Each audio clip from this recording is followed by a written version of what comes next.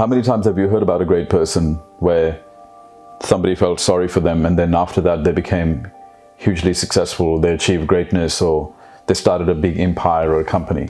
Never happens. Nobody felt sorry for Gandhi, nobody felt sorry for Mandela, nobody felt sorry for Martin Luther King, nobody felt sorry for Malcolm X. Because when we feel sorry for people, a lot of the times we don't realize it's actually not helping the other person. So I get labeled as cold because I don't show sympathy for people who have learnt victimhood. And the only time I feel bad for somebody is when they have a critical illness which cannot be cured, or there is a genuine threat to their life or their civil liberties somehow because they live in a country where they really don't have rights. They may be living under a dictatorship rule or something like that. Other than that, the reason I won't feel sorry for a human being is because, number one, I know the power that human beings have. Spiritually, we're very powerful. And no spiritual human being ever feels sorry for themselves or others, because it's almost like a disrespect to the human spirit. If you actually look at spirituality, right? If you look at spirituality, you will find that the word fear is not synonymous with spirituality. You can't be living in fear and be spiritual at the same time, because spirituality is actually synonymous with the word faith. And faith is the opposite of fear. How can you have faith and fear at the same time?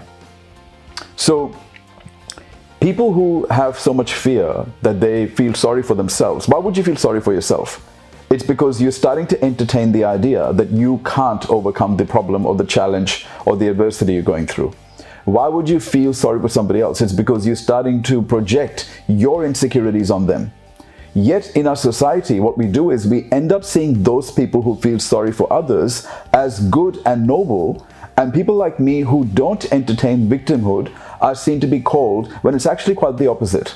The reason I don't allow people to feel like a victim is because I want them to understand how powerful they are. It actually annoys me and hurts me to see how people have embraced this concept of acquired helplessness. They actually feel helpless about everything.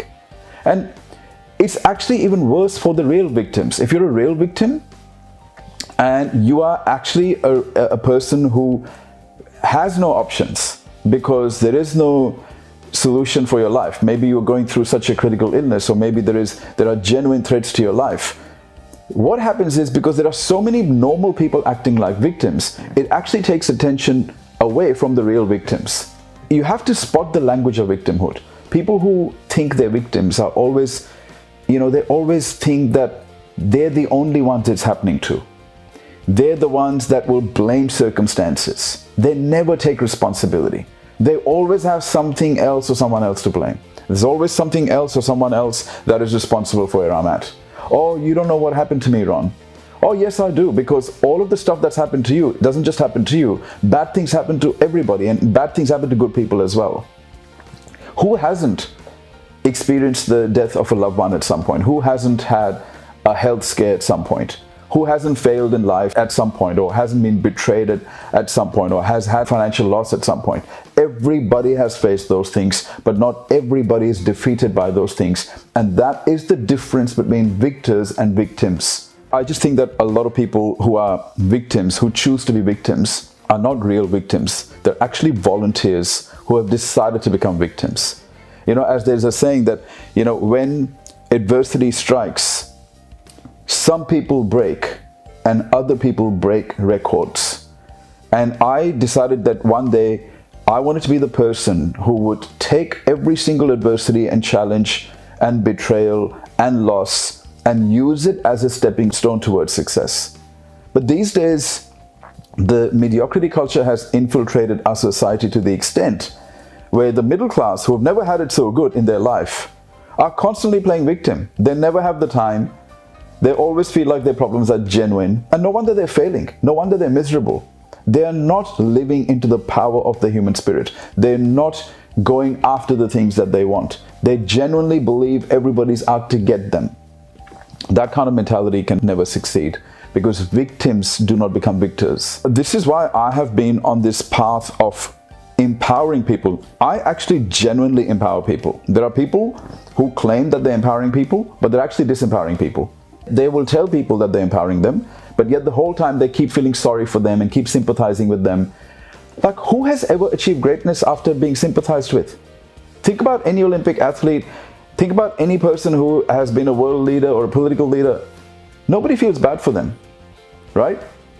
And they don't need people to feel bad for them. They don't need people to feel sorry for them. This is the thing. The people who actually need it, and I can tell you, some people love being victims. Why? Because it's the only time they get attention. So rather than earning attention, what they do is they make themselves helpless.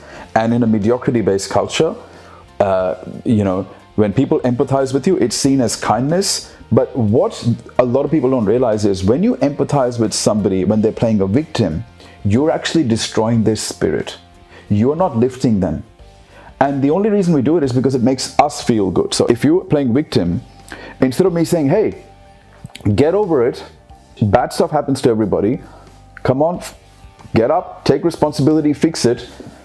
If I act like, oh no, it's okay, it's so bad that it's happened to you. Yes, that person is a jerk, your boss is a jerk, your boyfriend is a jerk, whatever I say, you know why I'm saying it? Not because I care about you, because I'm trying to be likable to you, right? It's actually very selfish when I facilitate the victimhood in you instead of breaking the pattern of victimhood because it's keeping you stuck. People don't understand that though. We are in the midst of one of the biggest victimhood crisis ever.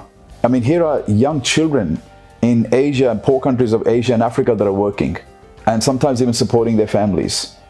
And you have grown men, healthy, no problems with them, young, unemployed, and feeling sorry for themselves. And, oh, I've got depression, oh, I've got anxiety. And I'm not undermining any of those things, right? Because again, they have bought into the notion that there is nothing I can do about my anxiety and depression, that it's a severe chemical imbalance, which has nothing to do with my inability to direct my thoughts and emotions. Everybody now is blaming something else or someone else. And that's classic victimhood right there.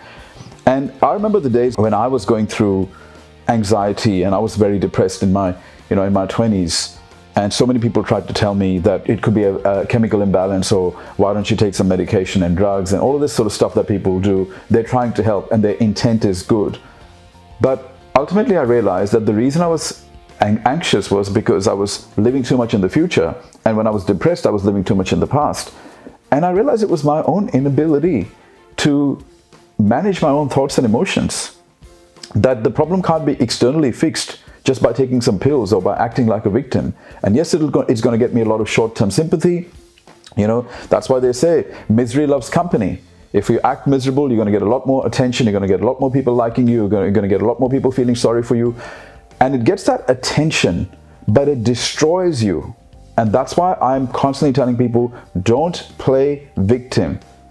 Unless you are a genuine victim and you really have no options for yourself. But even that, I will argue, in many cases, when people don't see options and possibilities for themselves, even that, I would argue, in many cases, it's more a consequence of the fact that their perception zone is limited. And that's because they have not been developing their mindset. I always say, I'm no victim. No matter what happens to me, if you cheat on me, I'm responsible. I was maybe not affectionate towards the person. Maybe I was not hygienic. Maybe I was not attractive. Maybe I didn't communicate well. If you steal from me as an employee, I'm responsible. Maybe I didn't take the time to understand your needs. Maybe I didn't put procedures, systems, and controls in place to prevent that from happening.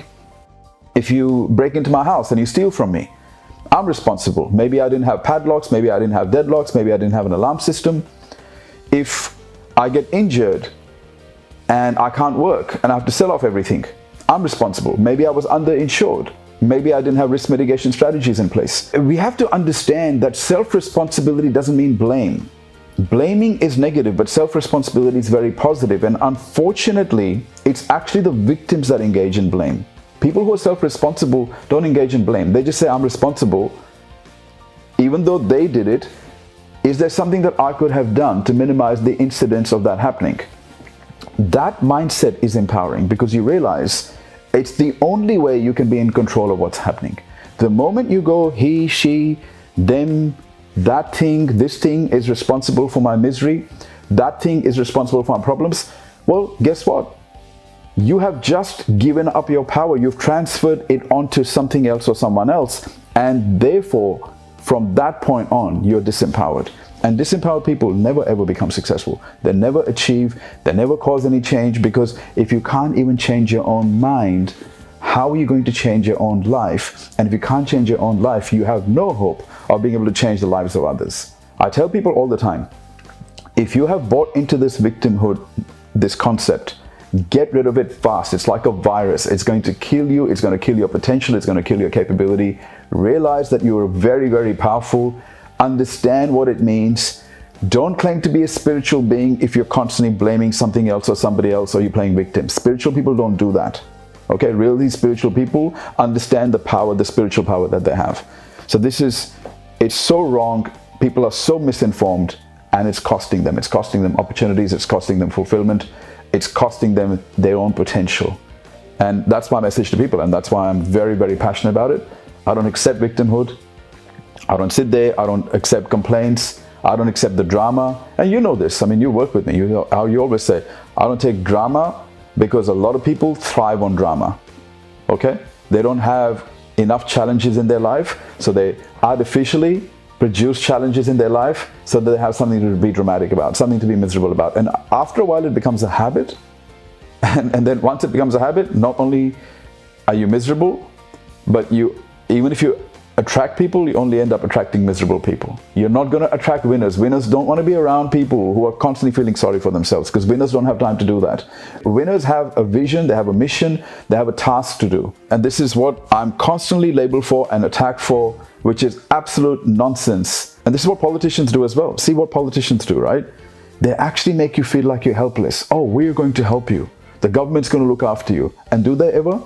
They never ever do. But you know why they do it? Because it gets them votes. Because people love to know that they're real victims and somebody's going to help them. But the person who comes out and says, no, you're not a victim, you're powerful, you can fix this, you can correct this, you can change this, that person never gets elected, because they're transferring the responsibility back on the individual, and people don't want that anymore. And this is how we're now in a world where 80% or so people are disengaged at work. Majority of people are not high performers. Majority of people are not productive. Majority of people never get to a life and lifestyle that they want. Majority of people never get to financial security. Majority of people are unfulfilled. Majority of people have some sort of mental issues with either they have depression, or they have anxiousness, or they have anger.